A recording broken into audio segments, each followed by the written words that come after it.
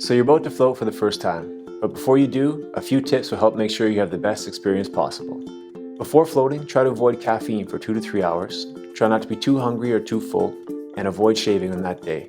If you've recently colored your hair, it's best to wait 48 hours before floating, and if you use non-permanent dye, please bring a towel for your hair. When you enter the room, close both doors and you can lock the inside one. You'll shower before and after your float. But before you do, there are some wax earplugs on the table that will help keep salt out of your ears. Once you open the package, take one out and roll it into a ball with your hands. Push it into your ear to mold it, then work it all around the sides to get a good seal.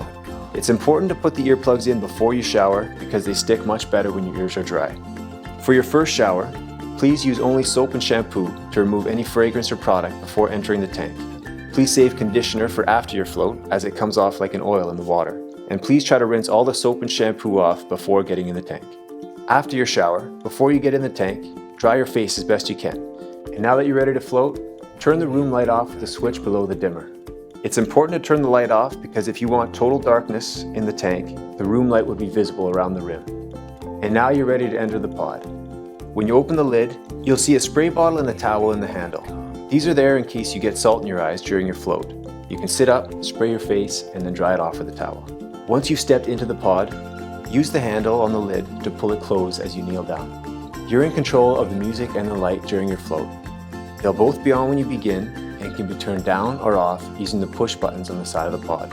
The music has 3 volume settings and will be on the loudest setting to begin. By pushing the music button, the volume will go quieter, quieter, and off. And if you begin to press it again, it will come back up through the settings. When you begin your float, please push the music button one time to bring it off the loudest setting as it's quite loud and the bass can carry in the next room. Pressing the light button will turn the light off or back on. And if you continue pressing it, you can change the color in your pod. As you lie back in the pod with your head toward the light, the water will pop you up and you'll be floating. Once you're comfortable, it's important to relax your neck because your brain isn't used to being able to float. It'll try to hold tension in your neck to keep your head up. If you have neck issues or a neck injury, there's a pillow that you can put behind your head. It might take some time to fully relax into your float. The key is trying to relax your body as much as possible. So just breathe, and every time you exhale, feel like you're just letting tension go. You can keep the lights and the music on while you float, or you can turn it all off and there will be nothing. No light, no sound, just your heartbeat and your breath. If you lie really still, eventually you'll lose sensation of the water around you. At the end of your float, the light will come back on and some different music will play to tell you it's over.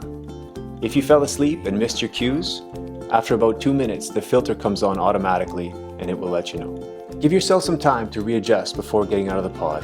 Then you can shower a second time as you'll be covered in salt. After you shower and get dressed, there are hairdryers in the main area if you need to get ready further. And now enjoy your post-float glow.